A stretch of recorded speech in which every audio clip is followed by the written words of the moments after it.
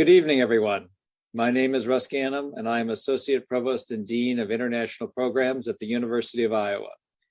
It is my great pleasure to be with you this evening as we continue our Global Alumni Spotlight Series. Please let me thank our Communications and Constituent Relations team and International Programs, as well as the University of Iowa Center for Advancement for their help in putting together tonight's program, the fourth installment in our series. Please submit your questions via the Q&A function, and we will read them at the end of the conversation. The goal of the Global Alumni Spotlight Series is to showcase the accomplishments of UI graduates who are either from international destinations and/or who have distinguished themselves in global venues. Pilar Quintana fits this definition perfectly. Pilar Quintana, the 2011 International Writing Program resident, has published 5 novels and a short story collection, Caperucita se come al lobo. In 2007, she was selected by Hay Festival and Bogota World Book Capital as one of the 39 most important Latin American writers under the age of 39. In 2010, she won in Spain the Premio de Novela La Mar de Letras for Coleccionistas de Polvos Raros. In 2011, she attended the International Writing Program of the University of Iowa as a writer in residence, and in 2012, the International Writers Workshop of the Baptist University of Hong Kong as a visiting writer. Her screenplay, Lavaperos, written with Antonio Garcia Angel, has won 2 grants by Fondo para Desarrollo Cinematográfico Pro Imágenes and the Premio Manuel Barba of Huelva's Press Association for Best Script in 2020. La Pera, translated into 16 languages, was shortlisted for the Colombian Premio Nacional de Novela in 2018 and the National Book Award for Translated Literature in the USA in 2020, and it won the Premio de Biblioteca de Narrativa Colombiana in 2018 and an English Pen Translates Award. Los Abismos, her most recent work, won in 2021 the Premio Alfaguara de Novela and will be translated into several languages. Pilar Quintana, welcome. We are honored to have you with us this evening on the Global Alumni Spotlight Series. And first of all, hello. You are joining us from Uruguay this evening. I am in Uruguay right now. Thank you, Russ, for that very nice introduction. And well, you are most welcome. And again, it's our privilege to have you with us this evening. So tell us what you're doing in Uruguay. Well, I came here invited by a bookshop, which they do like lots of events. So they invited me for a workshop, and I'm at the moment doing this workshop in Montevideo. But right now I'm in a town like 2-3 hours away from Montevideo called La Juanita. It is like a beach area, very nice. Oh, very good. And it's springtime down in Montevideo, or in I should say Uruguay, right? Yeah, it is springtime. It is very nice weather right now. And you've been doing a lot of traveling recently, if I'm not mistaken. Oh, lots of traveling. Yeah. Like after I won the prize, the Alfaguara Prize, and that's like one of the main literary prizes in Spanish. And it comes with a big tour around Spain and Latin America. But because we were during the pandemic, I couldn't do that traveling. But now the world's kind of opening again. There's literary events everywhere. So I've been traveling to Spain, Germany, Uruguay, and also going around in Colombia to local book fairs. Very good. And I think you mentioned that you'll be in Miami on Saturday, right? Oh, yes. I'm going to Miami's book fair on Saturday. That's right. Wonderful. Yeah, I'll be there on Sunday, in my event Sunday. Excellent. Well, we will watch for that because likely it will be filmed or archived somewhere. So what is it like traveling now? Because it sounds like you've resumed almost a normal schedule with book tour and workshops and going to international destinations to promote your work. I mean, does it feel normal, or is it different, because we are emerging from COVID still? Well, it's great to be traveling again and to be living kind of a normal life again, but it is not quite normal. Yeah, there's a lot of restrictions. Like for entering Uruguay, I had to be vaccinated, which I am, but I had to give proof of my vaccination, and I had to take a COVID test to prove that I don't have COVID. Yeah, and it's a lot of paperwork, no, doing that, and some other things like filling forms for the Ministry of Health in Colombia and then in Uruguay. Yeah. And these are like long travels to Europe or to the south of the continent. And it's flights that last between 12, 14, or sometimes this one it's like 7, 9 hours it took me to get here, and it's all the time with a mask on. Yeah, so I have like an allergy here in my face. You can't see it, but it itches very badly. It happens. I know that wearing a mask for that long cannot be good for the skin. No, it is not. Well, it and is especially not. if you're traveling and in a closed space, that's got to be pretty uncomfortable. Just sitting for that long, and then also having something covering your face for 12 hours continuously. Yeah, that's not nice. Yeah, and you're always a bit paranoid if somebody coughs here. Yeah, so For sure. yeah, So, but it gives you a feeling that we're getting back to normal, and that's really right. important to me. Yeah, I don't want to be locked down anymore. Exactly. And so, if you don't mind sharing, what was life during lockdown like for you? Was it good for your writing? Was it, did you find yourself at a disadvantage? How was your work affected by COVID? Well, I have a kid, which he was 5 years old. He turned 5 the day before Colombia got into lockdown. Yeah, and it was very difficult for me because he was in school, and when he went to school, I recovered a place for myself. Yeah, like a room of my own. My kids' school was the time and gave me the time and the space I needed to write and to be Yes. myself again. Yeah, I'm a mother now, and I will always be a mother, and I'm a mother even when my kids is in school. Yeah, and I always have my phone near in case somebody calls me to tell me something about my kid. But school is the time for me. His school is the time for me. So I lost that, and it was like having again a newborn. Yeah, a newborn that was 5 years old, and he was more self-sufficient, but not quite. Yeah, and so I had to work, and in the mornings my husband was taking care of the kid and the house, so I could work. And in the afternoons, I'd take care of the house and the kid, so my husband could work. Yeah, but even it was not the whole morning for me because the kid was interrupting me every 20 minutes, 40 minutes at the most. So it was very difficult to work.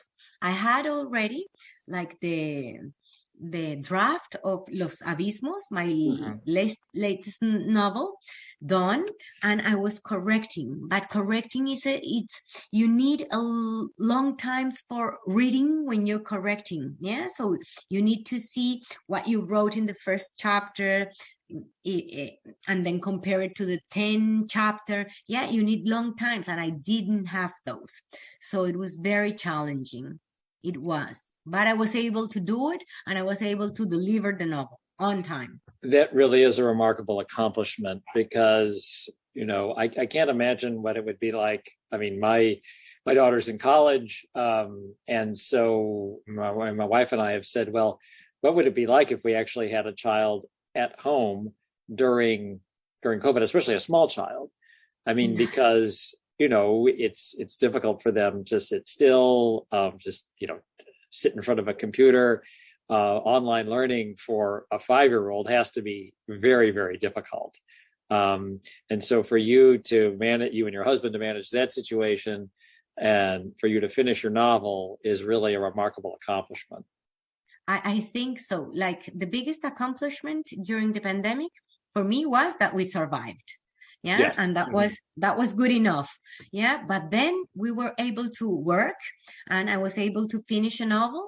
And then and I think this is perhaps a very, very big accomplishment was that I taught my kid how to read and he Wonderful. learned how to read. Yeah. That's terrific. That's terrific. Well, no doubt, you know, he will, you know, he will benefit from you know, having you as a teacher. There probably isn't a better instructor for him. And so, you know, there was obviously a lot of pain and tragedy during the pandemic, but if you were able to bond more with your son, teach him how to read, teach him how to appreciate literature, which I have no doubt you did, and finish your own work, well, then, you know, all of that can be considered a success. It is. It was a very hard time for everyone. But you know what's the worst thing? That when I ask him, who taught you to read? He says, my teacher. And I'm like, no, it wasn't your teacher. It was your mother. That's right. That's right. You know, mom was my teacher. Mom taught me how to read. Yes. Yeah, but he doesn't remember. He thinks it was his teacher. And it wasn't. It was me. Okay. Well, hopefully he will come around to the truth One day. Soon. Right. Well, very good. Well, let's go back in time a little bit and learn a little bit about your origins. We know that you're from Colombia. Tell us what your life was like growing up and how you got interested in writing and how literature spoke to you when you were young. That's a really big mystery to me because in Colombia in those days we learned how to write in the first year of primary school, and as soon as I had enough words, I went and wrote a short story. I called it a poem, but it was a short story. But I called it a poem, and I went to my stepfather's secretary and I told her, could you please, this is my poem, could you please put it in typewriting? Yeah, because I wanted to see it like more elegant. Yeah, and when we would visit family or friends, my mother would say, now Billy, it's going to read you a poem she wrote. Yeah, and that was my first like short story. And what it's amazing is that the theme, it's the same theme I've always written about. Yeah, it was a short story about a clown that had a makeup as a happy clown, but inside he was feeling very sad. Yeah, because he was not doing good in life. His mother had died, his house had burned. It was a tragedy, his life, but he had to have his face painted like he was happy. So it amazes me because I keep writing about the distance between the way you portray yourself in the outside and the way you feel in the inside. I see what you're saying. Okay. And so you have kind of reproduced that thematic throughout your novels. And maybe tell us a little bit about some of the characters you've created in your novels and who inspired them, or if anyone inspired them, or if they were just sort of organic creations from your own mind. I think I am not a writer of imagination. Yeah, I think there's writers of experience or reality and writers that write from the imagination. And I think I write from my own experience.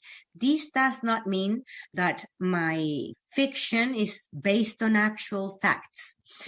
It's not that. Yeah, it's fiction, it's a creation, but I write from my own fears, my own challenges. Yeah, and then I change them, I transform them into something else, and that is what fiction is. And with my characters, sometimes I use people from real life, and I take, I don't know, some quality from this person, another one from this other one, um, and mix them together. Yeah, and the result, you cannot tell who I based my character on. Yeah, it's Right. it's it seems like new and like an invention, but I actually observe people in real life and I model my characters on them. Mhm. I see what you're saying. And so for your novels, what is the starting point? Is it plot? Is it character? Is it setting? Is it a combination of those? I mean, what is your process? You know, at least at the beginning. Yeah, I'm very methodic. I don't know exactly when story is born. Yeah, I have lots of notebooks and I write ideas there. Yeah, and some of those ideas evolve to the point that I have one notebook just for one idea. And when that happens, that idea I know might turn into a novel or a short story. Yeah, when they have their own notebook, a notebook of their own, I know, oh, this might work. Yeah, but sometimes I work on them and at the end I say, no, this story is not, I don't know what I'm doing. Yeah, and they end up in the garbage bin. But sometimes they become novels or short stories. Yeah, and I don't know which ones are going to be successfully written and which ones will end up in the garbage bin. I don't know, but I just have to work on them. Mhm. Right. And so, you know, you talked about your notebook. I'm interested in that. Do you carry it around with you always? Like when you're walking through the world or traveling and you see Uh-huh. something that inspires you, do you write it down right away or do you wait and kind of process it afterwards? I always have a notebook with me. Yeah, but I have millions of notebooks for many kinds of things. Yes, and I always carry one with me where I write down things that I will use when I get home, either to write something or not, or to forget about it and not write it. But I usually keep my notebooks of stories I'm working on at home because I don't want them to get lost. I see Yeah, what you're and saying. Right. uh-huh. So I keep them at home safely and I carry around one that it's not very valuable to me because it's just notes there. Mhm. Right. And sometimes when you're out in the world and you're carrying around your notebook, do you ever say, okay, I'm not going to note anything, I'm just going to turn this off or take a pause for a while? The reason why I say that is because when Philip Roth retired, he said, well, I'm glad that I don't have to process everything through the lens of writing, you know, because Mhm. he would, you know, I think he had kind of a similar process. He'd go through the world and write things down, and he saw everything as potential material. Are there Yeah. moments when you say, okay, I don't want to think about material, I don't want to think about, you know, future works of literature, I just want to experience the world as it is? I think that's what I do. I experience the world as it is, but I have the notebook just in case I have to write something. Yeah, and in these notebooks, I write many things. Like if I'm reading and I like a sentence and I want to copy it because I like to keep track of what I read. I have the notebook for that. Yeah, but I don't feel I go around looking like for literature. I think literature happens.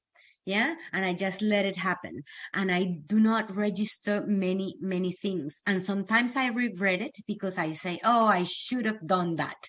Yeah, but what I have done lately is that I'm very interested in creating the universe in a story, yeah, and the atmosphere. So sometimes I have diaries for weather and atmosphere.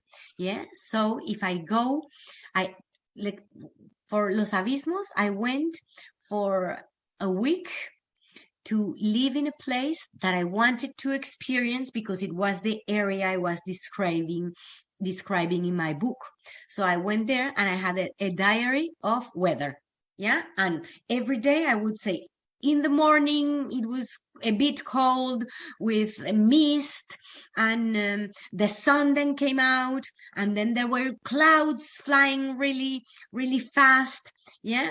And it helped me create the universe and the atmosphere in the novel. Yeah. So Right. lately I'm doing that. I see what you're saying. Well, it's kind of like field work or even research.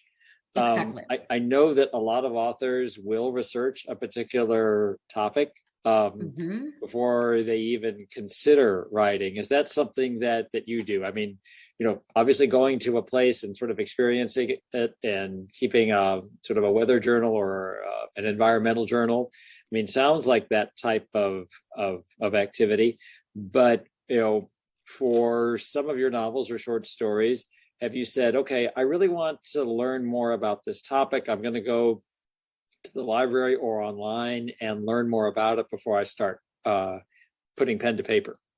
Absolutely. Now, for example, I'm writing a novel. No, I'm not writing it. I will write it. I have a notebook of a novel I want to write, and it's a novel set in the 80s in Colombia. And there's a character that it's a minor character, it's not a protagonist, yeah, and it's not really important in the story, but it is somebody that was close to the protagonist, and he was a guerrilla. Yeah, and I don't have any friends that are guerrillas. Yeah, and I know them maybe like you do from movies or from TV, or from the news in Colombia. Yeah. So what I've done is I've read every book written by an ex-guerrilla in Colombia, telling their story. I've read them all. Yeah. And it's like I'm obsessed because I have to create a character that I don't know in real life. So I want to be accurate. Yeah. Usually my stories are very small and are about people I know and are about things I know. But I need this character that I do not know, and it's not easy for me to work with.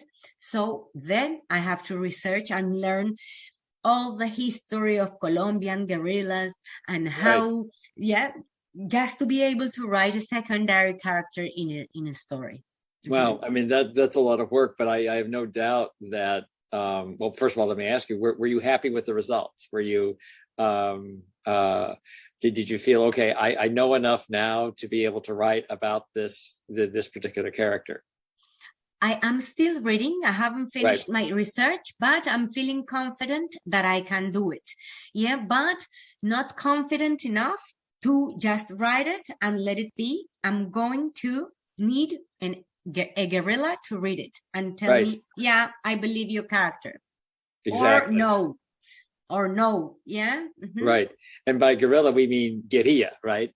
Yes. Right. So basically a soldier, who is fighting for one cause or another. Or was, because we made the peace process Right. now, so Right. they're retired. Yeah, I get it. most of them. Right. And so that part of Colombian history, recent history, factors into your writing. It Uh, does. Yeah, it always is. It's inevitable.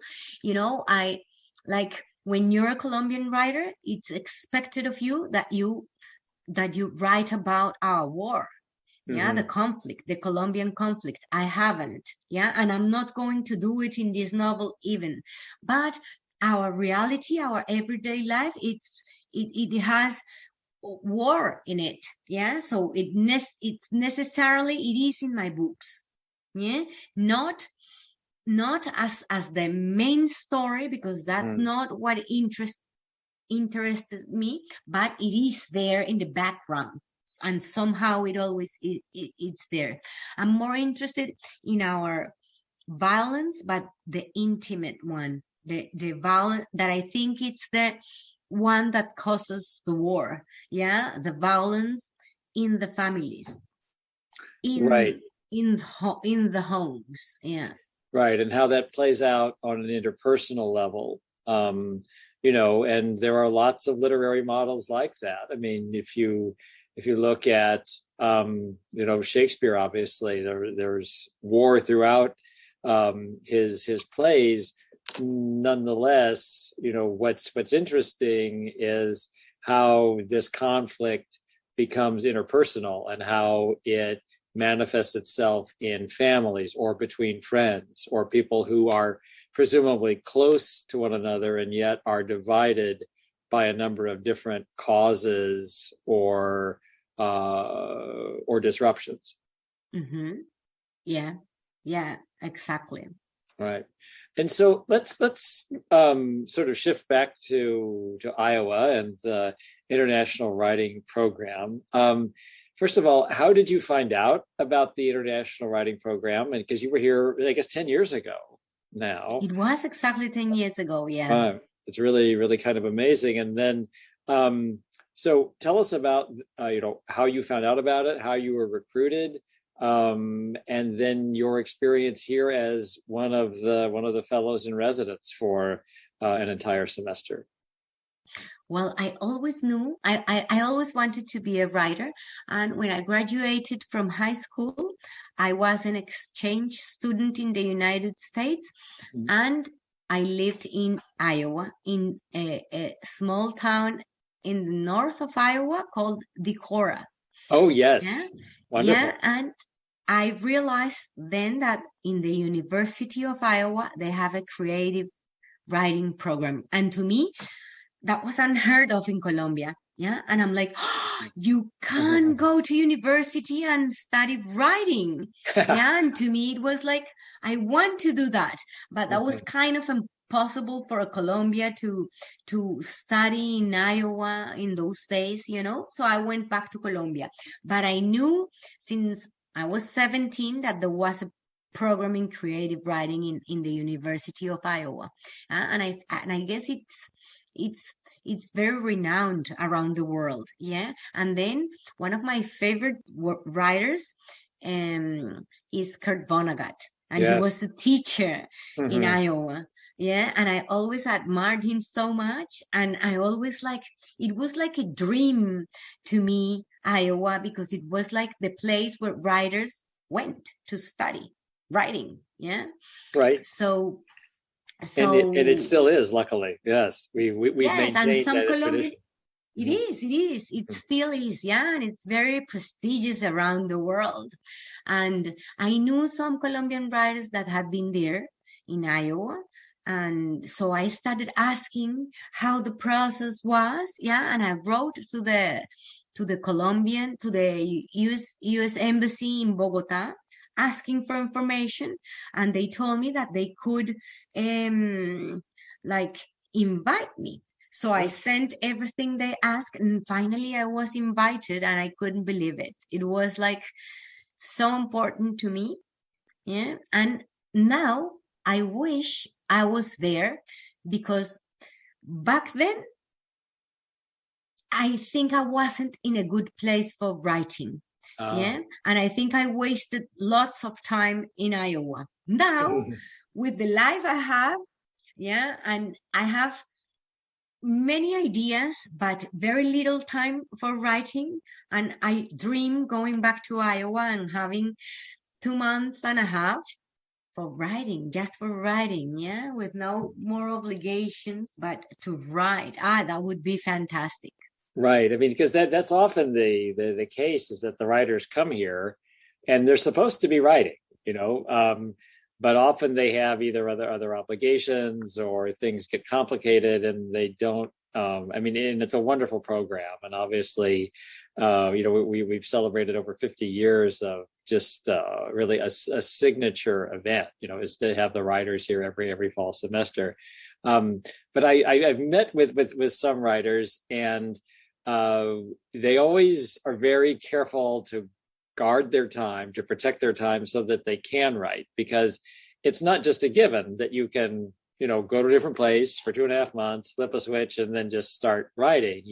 Yes. You're traveling. There is a kind of disruption. You need to get settled. You're meeting new people. You're in a different environment, and so writing is not a given. No, it's not. It's not. It is very difficult finding the time, but what I think, that when I had everything ready for writing, I couldn't write. Yeah. But now that I don't have that, it's difficult to find time for writing, I can write anywhere, because that's the need, because writing always finds a way. Exactly. Yeah. Okay. And so have you been back to Iowa since you were part of the International Writing Program? No, I haven't. Yeah. Well, at least you're here with us virtually. So there's yes. I've been virtually several times. Right.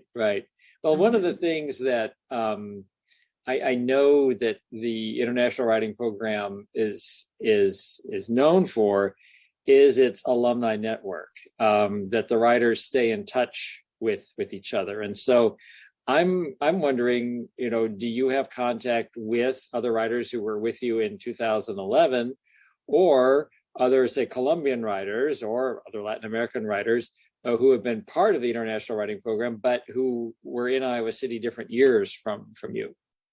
I am in contact with some of the writers that were there with me in 2011. Yeah, with Maria Sonia Cristoforan from Argentina, for example. We met there, and we're very close friends now. Also, I keep in touch with Bina Shah, she's from Pakistan, and there was a girl, a writer.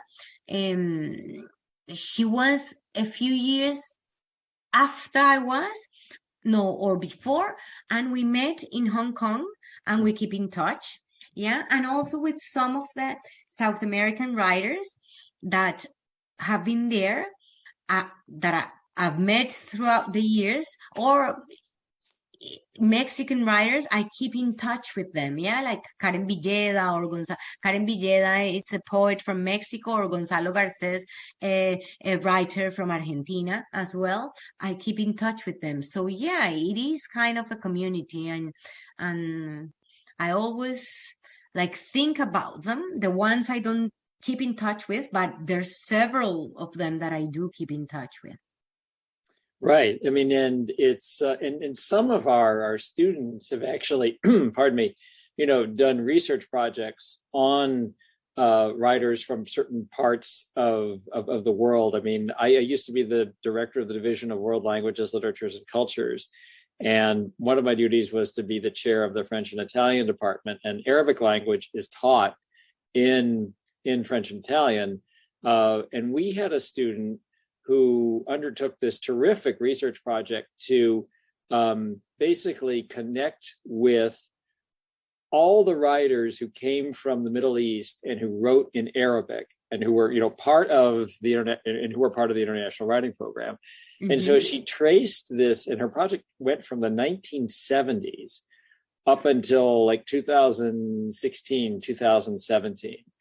And she interviewed a lot of these writers, followed their careers, and the project was amazing. And yet, these writers had stayed in touch with one another. They'd maintained their connections to Iowa. It was really a memorable experience. And so that type of cohort, as it were, or being part of the International Writing Program, I think is really, as you're saying, is really a special experience. It's a bonding experience, really, for writers of who are here for a certain year, or who might be from a particular country or a particular region. So it's really, I think it's remarkable how those bonds persist over many decades. Yeah, it is. And you know, the International Writing Program, a few years back, they had a program called the Women's Creative Hmm. Mentorship Program, which was I was a mentor there to two Colombian emerging writers. Yeah, and that was also amazing. So it's much bigger just than the actual residence in the International Writing Program. No, and I keep in touch with them, and now one of my mentees is a mentor for young Colombian writers. Yeah, so it's just fantastic. Very good. Very good. Um, I and you really are an international writer. You know, you're someone who travels the world and who's fascinated by other cultures. And by the way, your English is superb. So I need to ask sort of the standard question: where did you learn your English? In Iowa, In Iowa. Wonderful. Okay. So in 1989, but then I was married to an Irishman for 12 years. okay. So I think that also helped. But it's not, my English is not as good as I would like to. Well, it's marvelous. And so you spent time at the International Writers Workshop at Baptist University of Hong Kong. Yes. And one of the reasons why I want to ask you a little bit about that is because the University of Iowa has collaborative agreements with Yes. the Baptist University of Hong Kong and United International College in particular. In fact, I was just on a recruiting event there. It was virtual, and we hope to visit, in person within the next year or so. But that's an institution that we have a lot of ties with here at Iowa. So, can you tell us a little bit about your experience in Hong Kong? My experience in Hong Kong, Ross, I have to say it wasn't that good Mm. as a writer. Yeah, it was good for me to travel there and know their culture. But I think they didn't like my writing and I was censored there. Yeah. Oh goodness. Yes. And my writing was censored since like they invited me and they told me to send them some of my writing and they would translate it. Yeah. And then 2 days before traveling, they told me, listen, your short stories, they don't work in Mandarin or in Cantonese because they're not appropriate for the Chinese culture. Do you have something else? And I had sent like my softest stories because I was sending my work to other culture, yeah, very far away culture. So I think I was not treated well there. I wasn't respected as a writer. Yeah, but the place is wonderful. It was really wonderful, like the food, getting to know that amazing city. But it was very painful to me to be censored as a writer once I arrived there. Yeah, I wasn't allowed to read my work in events. I wasn't invited to some of the events that my fellow residents were. Yeah, so that was not so good. Oh, that's unfortunate. And so Yes. I'm sorry to hear that because, the goal is to go to a new place and to be inspired and to connect with new people. And yet when your work is rejected because it doesn't fit a particular agenda that is that runs counter to what we want to do as humanists. It runs counter Yes. to our mission as writers and communicators. So I'm sorry that you had that unfortunate experience. And that is like opposed to what a residency where you invite people from all over the world is supposed to do, no? Like in Iowa, I felt absolutely respected, and I think everyone has always their work has always been respected and heard and read Uh-huh. and appreciated.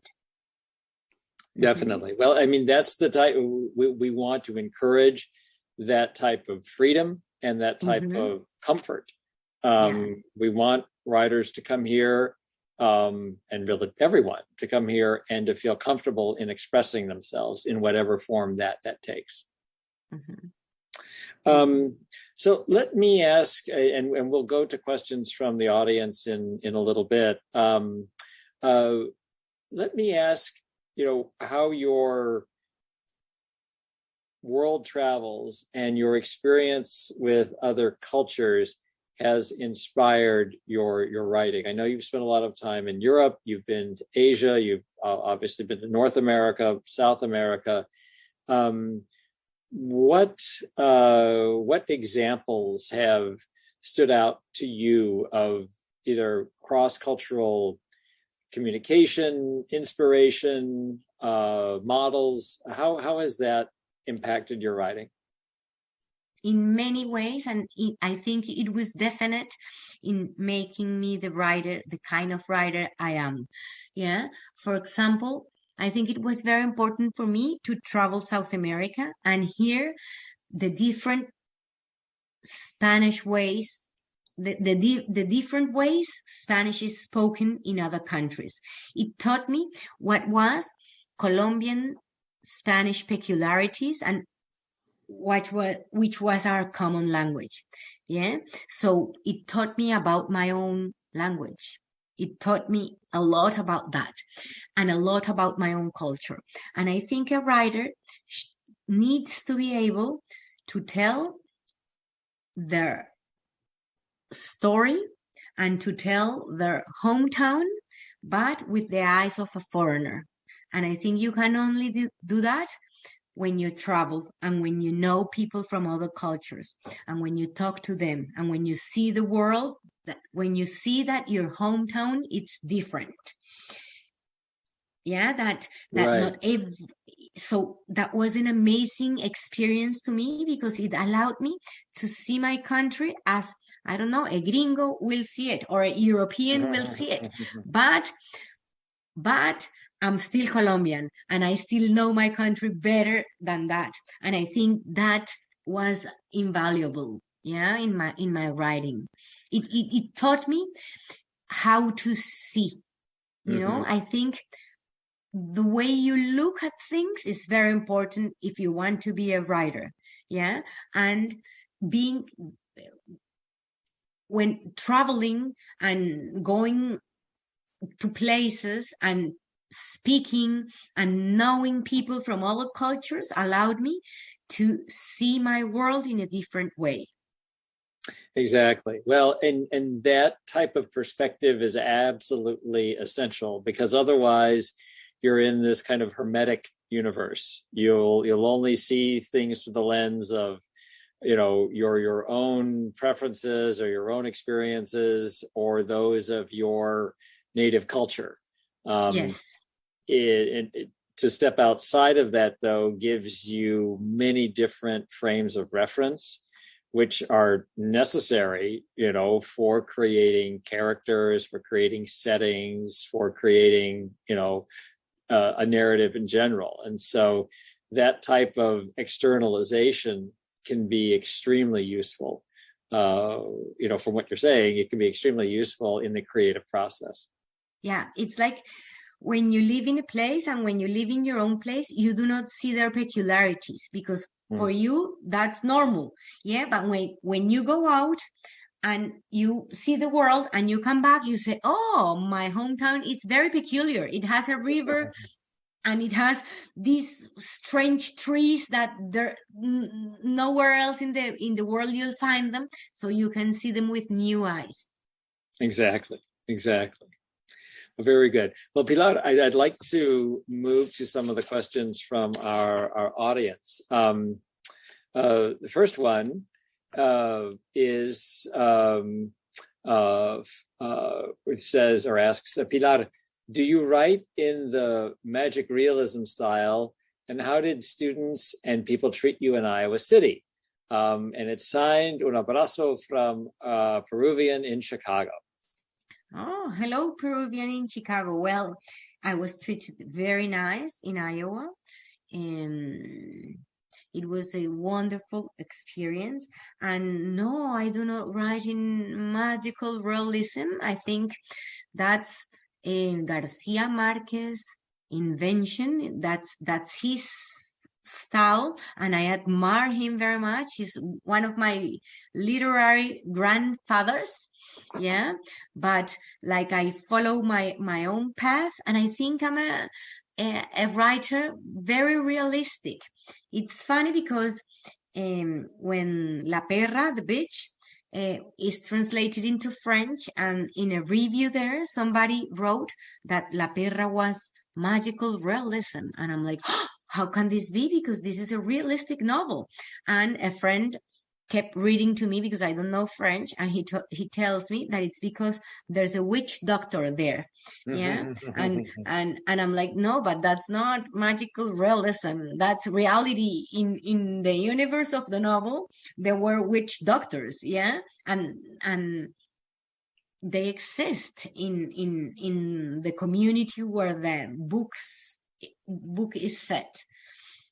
Right, and kind of along those lines, you probably read most of the authors from the boom, right?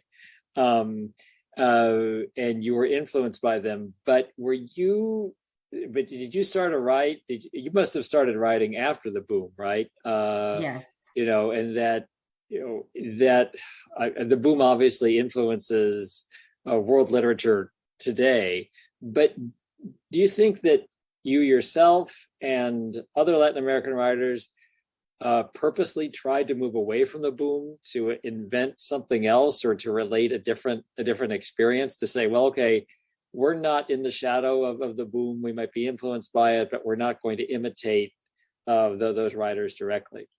I think there was a generation of writers, which is not mine, that were like they were in the shadow of the boom, yeah, and their careers were affected by it, yeah, because they were expected to write like the boom, yeah, and those are probably the writers that are now between 70 or no, even more, 80 and 70 years old, yeah. But then I'm not they're my grandfathers, yeah. You need to kill your father but not your grandfather. You love your grandfather, yeah. So I admire and love them, but I follow my own path, and I don't need to kill them or to get away from them. I just need to do my own, yeah. I think that was not the problem of my generation. We were already free of them, yeah. We were able to write our own, yeah. I remember when I started writing, they were saying that Latin American literature was urban, like from the cities, yeah, and that was expected of us. And I was writing stories set in cities, but then I gradually moved away from it, and my stories had a lot of nature, and that's also cool. Like, I have no, I don't feel I write in the shadows of the boom. Right.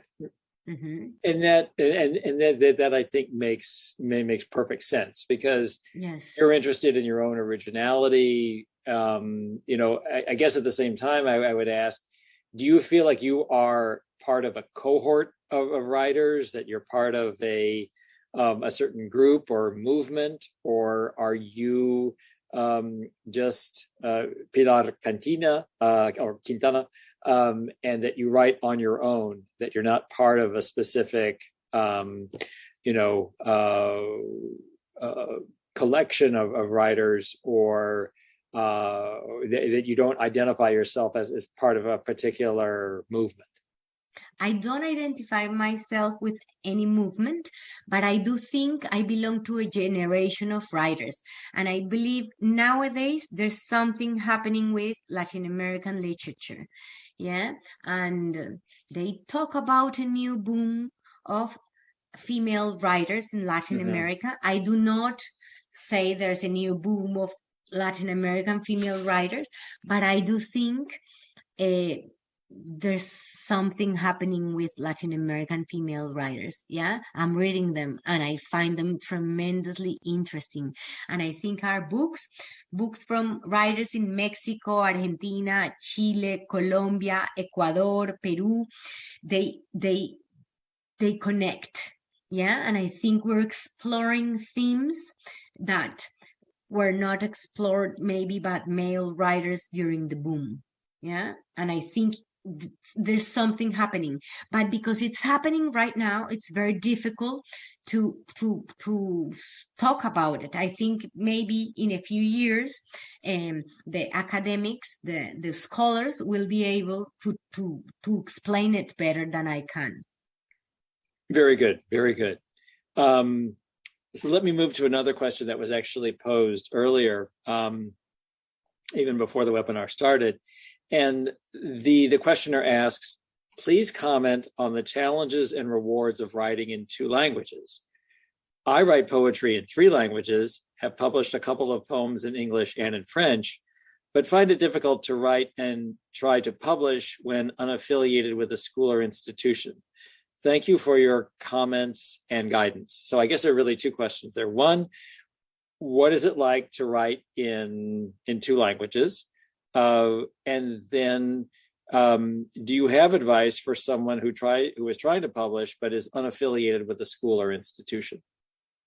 Well, I only write in Spanish, and I remember when I was in Iowa, I had to write like a commentary, like a small paper, and I started writing in Spanish, but I ended up writing in English. And I think I've written 2 or 3 things in English, but I don't. I write in Spanish. So I don't have the experience to say how it is to write in several languages. I think you're very fortunate if you can write in English, because I think English is the best market. Yeah. So it's where most magazines, publishing houses, it's a huge market. Yeah, whether the Spanish market's smaller. So I think it's very fortunate if you can write in English. No, in Colombia, I was not affiliated to any school when I started writing, and I'm not. I went to the international writing program, and that was a wonderful experience. And I think Kurt Vonnegut, which I've already talked about, he said that he really liked writers that were not writers by trade, that were, I don't know, engineers or a lawyer, because they don't think in literature. They just write with something else in their heads. Yeah. So I think I also believe that it's cool that writers come from other schools and not literary or creative writing schools. I think that makes you a richer writer. Yeah. So I don't think you need to be affiliated. And I think finding a publisher is always very difficult everywhere. Yeah, you just need to keep trying, I guess. Right. And does it work the same in Latin America as it does, say, in North America, that you work through agents and that, you have different connections in the publishing world? How does that operate internationally? Well, I have an agent, and she's in charge of the business side, yeah, of selling my book to international publishers. Yeah, and I don't know how that works. Like, I've learned a little bit through her eyes, but I just write. Yeah, and the agent is the one that does that work. Right. It's almost ideal because you don't have to manage the business end of no things, that would be impossible, and I'm a horrible businesswoman. I have no idea right, how so to that be way a business you can just concentrate on creativity. Yeah, and I think in the States, like in Latin America and in Spain, there are writers that don't have agents and they still publish and get translated. But I think in the United States, it's more common that writers have agents. Exactly. So maybe the person that asks can find an agent. Right. We have an additional question, and I'll ask this one, and then I will pose my final question to you, and then we will sign off. I'll only ask you to answer this question if you feel comfortable. So what was the content of your writing that offended those that censored you? Oh, okay. A big theme of mine has been to explore those things that we're not allowed to talk out loud, especially women. Yeah. And one of those things that we're not allowed to talk about is desire. Yeah. So my first books and short stories were about desire. Yeah. And I think that didn't go well with the Chinese readers. I understand. Well, Yeah. and then you sort of have to ask the question, well, what topics will they accept? Because desire has been, one of the main themes of literature since literature started circulating, and even before there was written language. So it's exactly. But Russ, it was also women's desire, no? Yeah. Women, and also I like to explore the dark side of things. Yeah, my two latest novels are about maternity. Yeah, and you could say, so cute. No, they're not cute. They're dark. Yeah, right. Because I like to explore the dark side of maternity, the dark side of desire. No, that's where I put myself as a writer. That's where I direct my eyes to. I understand. And so, final question, and we had talked about this a little bit in our conversation before the webinar started, is that why does literature still matter? Why should we continue to read it? What's its importance? Especially in an era where communication is digital, it's very short, it comes in the form of tweets, emails, social media postings. Why is literature, especially in the long form, why does it still matter? During the pandemic in Colombia, book sales went up. Yeah, and I think it was because people needed to escape their realities.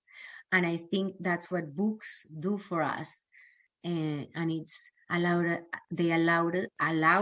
us to be free completely, to leave this world, right, and go to another world. Exactly. That maybe it's not better than this one, maybe it's even worse, but we're not here anymore, we're somewhere else. Right, and we can assume to a certain extent a different identity, or at least have different experiences, live those experiences through someone else, and learn something at the same time. Exactly. So yes, and that's what being human really is all about. It's that learning process. Well, this has been a wonderful conversation, Pilar. I can't thank you enough. I know that you're very, very busy, and you're busy because of your wonderful success. So congratulations on your various works of literature, on your prizes, and all of the wonderful notice that your work is getting, and which it duly deserves. Thank you very much, Russ, for this wonderful conversation. Very good. And I'll just one sort of program note is that this will be our final Global Alumni Spotlight Series for the semester. We will be archiving this particular conversation with Pilar Quintana, and it will be made available shortly. So thank you again to Pilar. Thank you to the staff at International Programs, and thanks especially to our audience for tuning in tonight. So take care, and I wish you a very pleasant good evening. Bye-bye. You too, Russ. Thank you. Bye. Bye.